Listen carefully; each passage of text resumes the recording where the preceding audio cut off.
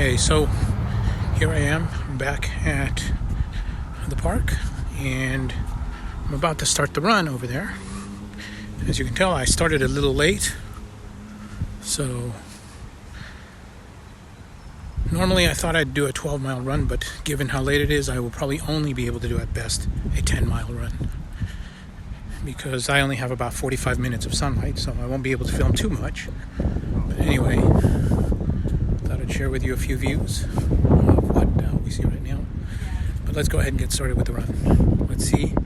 I don't think my knee is in that very bad shape, so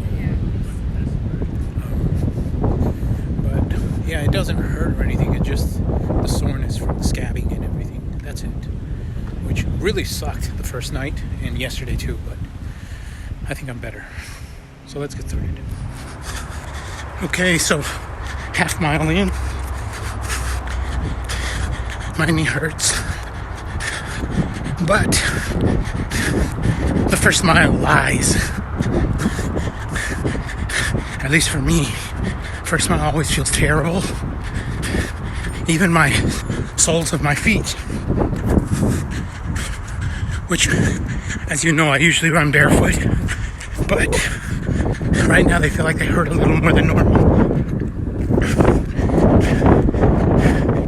But we'll see. As I said, judge that compared to how I will be talking about this later. Thing is, I share this because many of you, that first mile is the one you trust. It's like the first mile lies. Watch, like I said, my soles, they hurt right now. Not a whole bunch, but you know, they're uncomfortable.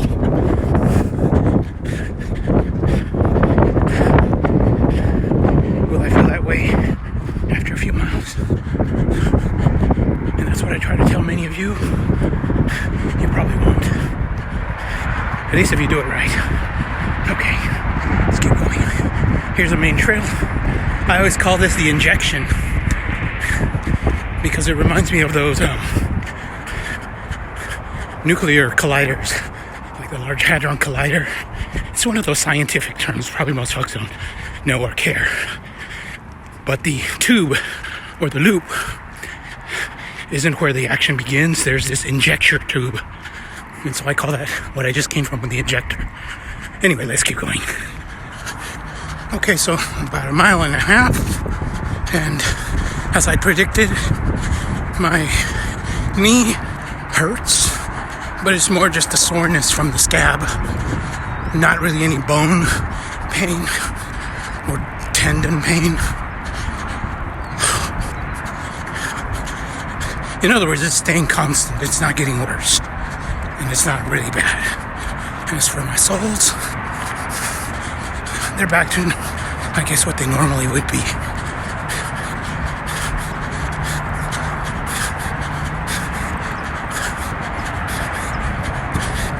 They always hurt a little when I run.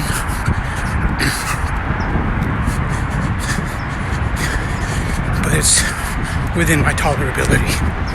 The other thing is, I'm running slow today. About a 9:30 pace. That's not that slow, but it feels like I'm going at a turtle's pace. It's not even that. It's that when I run too slow for my ability, though. So I know some of you have made this maybe super fast. That's how I feel when I compare myself to Molly Seidel. For me, I feel this deep shame.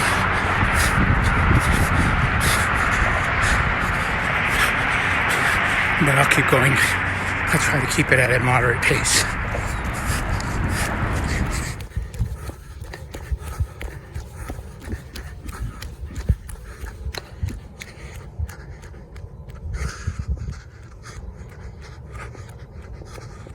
So,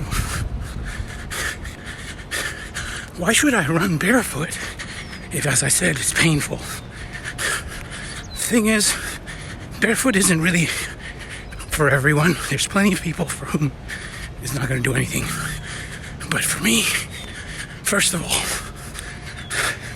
I started running barefoot as a way to reduce my knee pain.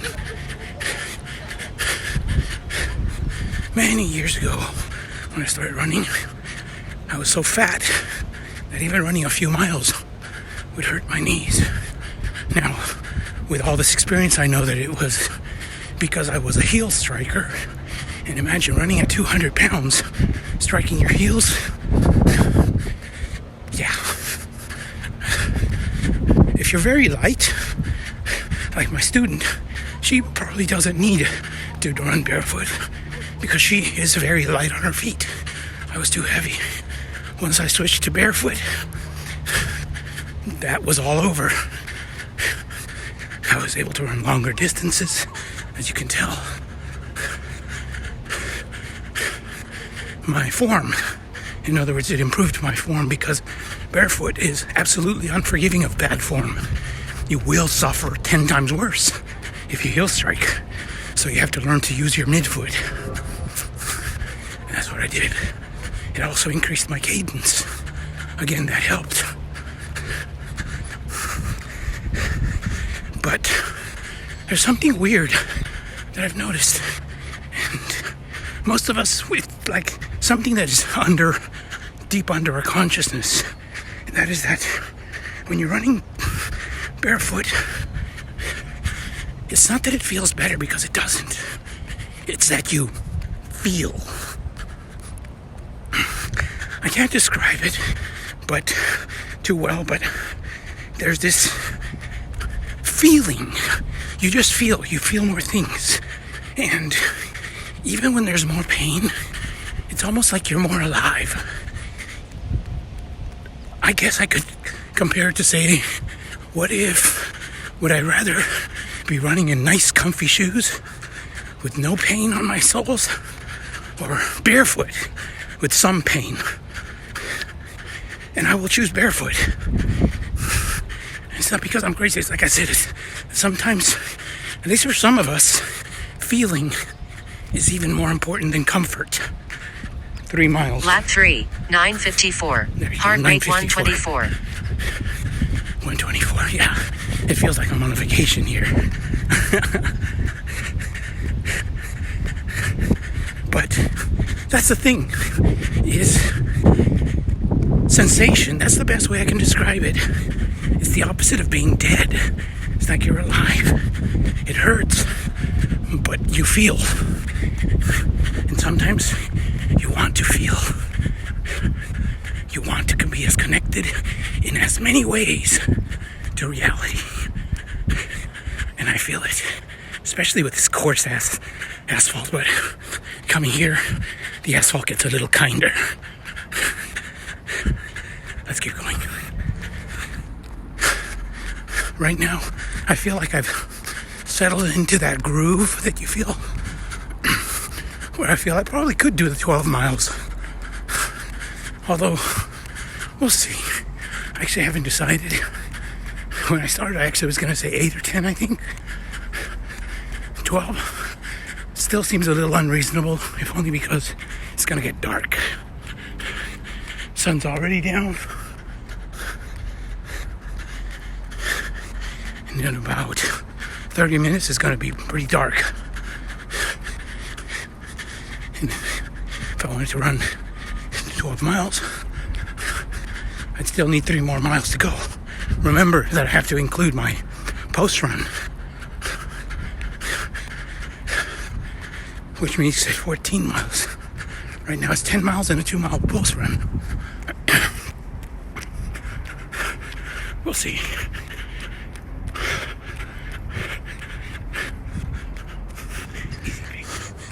Okay, 6.16 miles. La Cadena Street is right up there. Now, it's time for me to turn around. As you can see, it's getting dark. So, come on. Let's go. See, we're gonna be running into the dark. That's no fun, because this road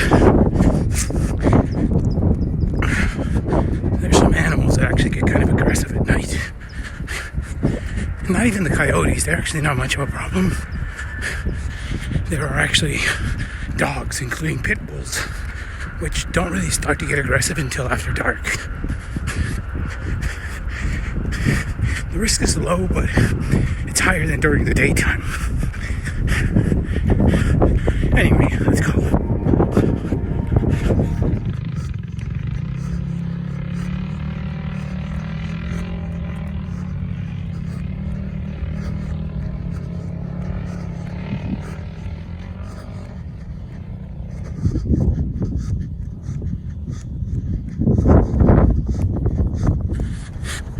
But as you can see, it's getting dark. I think I need to slow down. Remember, this is supposed to be an easy run. I know. But after a few minutes of not dying, I guess my body is used to the pain. Let's keep going. See if we can make it another mile before it gets too dark to film. Okay, 9.10 miles. And I think I'm gonna go for 12. That means I'm gonna make it right back to the park. And then my cool down, I'll do it inside the park. Although it's usually hard to do 2 miles in the park. The park is gonna be dark, but at least I won't be out here on this part. Okay, here we are. 12.38 miles. Oh, okay. And me. 12.39 miles. And we're back in the park, as you can see. Whew.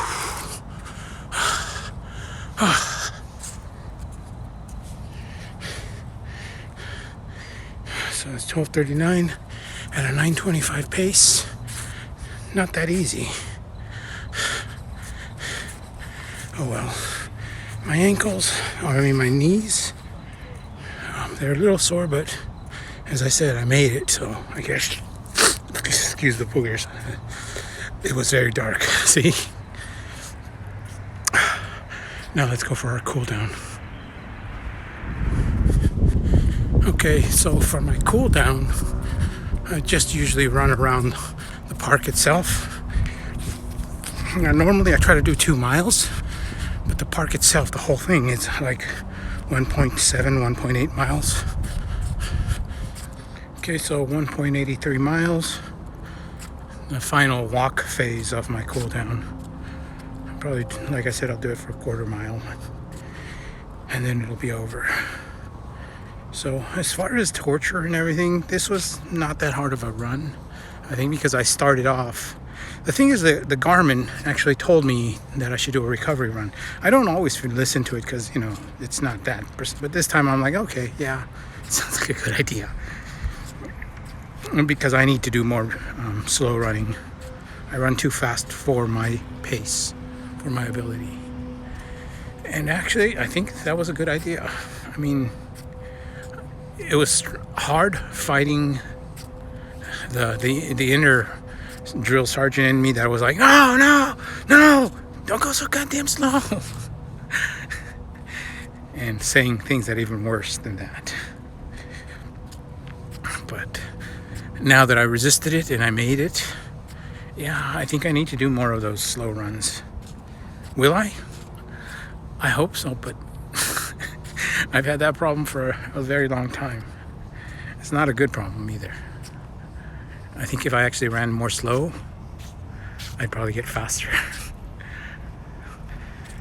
Okay, well, that's the end of my report for this run. The other thing, of course, is my knee, which it's no problem there. It just hurts from the scrape, that's it. But other than that, we're good. So let's get on out of here.